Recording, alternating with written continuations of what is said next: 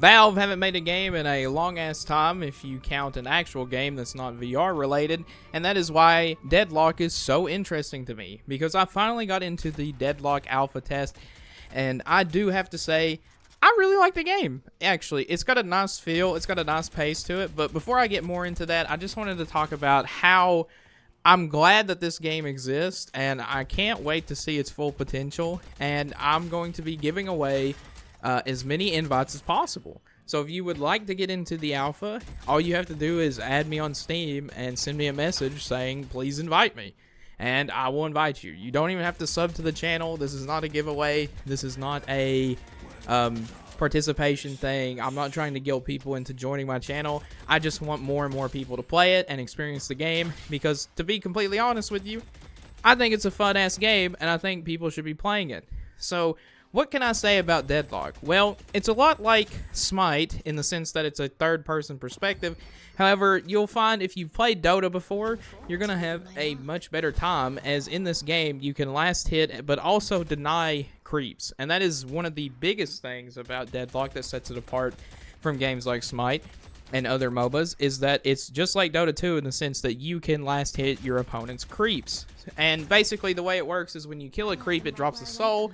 And if you shoot the soul that an enemy has made drop, you can take the souls from them. And souls are the currency in this game, so it's your gold, basically. So in order to, you know, cripple your opponent's gold economy, you can steal the souls as they come out of the minions. Now, in order for a soul to come out of a minion, it must be last hit by a player. So you can't just wait for the minions to kill each other and then shoot the souls that come out. You have to actively get the last shot in on the actual minion. This is something that the game explains to you in the tutorial. However, it's something that a lot of people struggle with, and I think a lot of people just don't even know that's how it works. They think if you just last hit it, you'll get the souls. But that's not how it works. You have to confirm the kill by shooting the little orb that comes out of them. It's like a little interdimensional space orby. So if you do get into the beta, or the alpha, I should say, keep in mind that when you play, soul economy makes a huge difference. It is a MOBA and a shooter second. So there are characters that if you headshot and you're more accurate, you're going to be doing big fuck damage. However, that is very few and very far in between, and the game really is centered around items and empowering your gun, making sure your gun does damage, making sure your abilities, using those to their maximum effectiveness. So there are some recommended general starters. Personally, I've had the most fun on Vindicta, I've had the most fun on Ivy, I've had the most fun on Viscus, and but if you're newer and you want to play a simple DPS character, you should just play, I believe, Wraith, or I don't know. She's an assassin that goes invisible, and she marks people, so if you shoot somebody, they take more damage. So anyways, I just wanted to say I love the game. I think it's really fun. And basically, this is what's been tiding me over until Sparking Zero releases, which releases for me in 3 hours because I'm a poor peasant that couldn't afford the Ultra Deluxe DLC Bonus Burger Edition.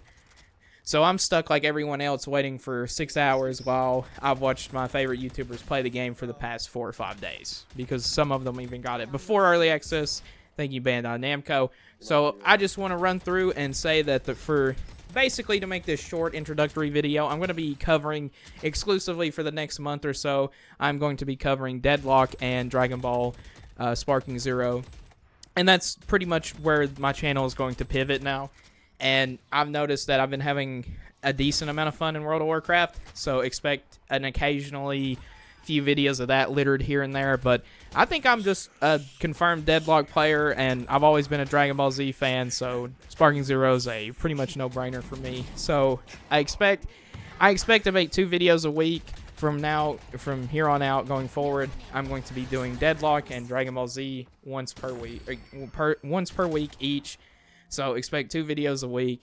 And I want to try and get very consistent on that schedule. So if you're someone who's watched me for a long time and you want more consistent content of a higher quality, and you want me to actually play fucking video games and not upload once every 6 months, well, here's your chance. I'm going to try and do this YouTube thing full time and put all my passion and energy into it. And hopefully you all enjoy. And yeah, check me out. I also go live on twitch.tv/Nithan. I'm always there, or I'm always here. I'm going to be making a community Discord and I'm going to be doing my best to provide pretty much as much content for Deadlock as possible, because, to be honest, the game is very janky because it is very early on, but God, am I just having so much fucking fun playing it. It is so addictive for no reason. It does tilt me, and I'm sure it'll tilt you as well, because it's a MOBA, and MOBA games piss people off. I mean, that's what they do. But just like any other competitive game, the actual gameplay loop is extremely addictive, and because it's a shooter game, you can just mindlessly last hit and shoot people. You don't really have to worry so much about your abilities, so I think this is going to be a much more pleasant experience than something like, I don't know, for instance, League of Legends or Dota, because there's just so much going on in those games. You don't have to worry about warding in this game. You don't have to worry about vision. You just worry about shooting shit and pushing the lanes and killing stuff. And so that by itself just makes the game ultimately way more fucking fun than any other MOBA I've played. The only other MOBA I've played that comes to this level of casual gameplay that's fun is probably Heroes of the Storm. But there's enough complexity here that I don't think it's babied down to the point to where people can't just get super sweaty, and if you want to climb the rank system when it comes out, yeah, I think all for it, buddy. I think this genuinely is probably one of the better games that Valve's made in recent years. I mean, don't get me wrong, Half-Life Alyx is great, but I don't want to spend $600 on a VR headset so I can play a new Valve game. And TF2 ain't been updated. They got rid of the bots, so that's cool. But give me the fucking heavy update, Valve. Jesus Christ, it's been 20 years. Alright, anyways, that's me signing off for today. Hope you guys enjoyed, and I look forward to content creation in the future. And this channel is not dead. I'm bringing it back, baby. We're going for round fucking 2. I'm going to do this thing full time, full steam ahead. Let's go. All right, I think that's everything. Also, I'll try to utilize Twitter or X more to announce when I'm streaming. I'm going to be figuring out my stream schedule probably after I get consistently on the YouTube grind. So we'll see how that turns out, what days are available for me. And yeah. Thanks for watching the video. Thanks for checking me out, and expect some more content relatively soon. Peace.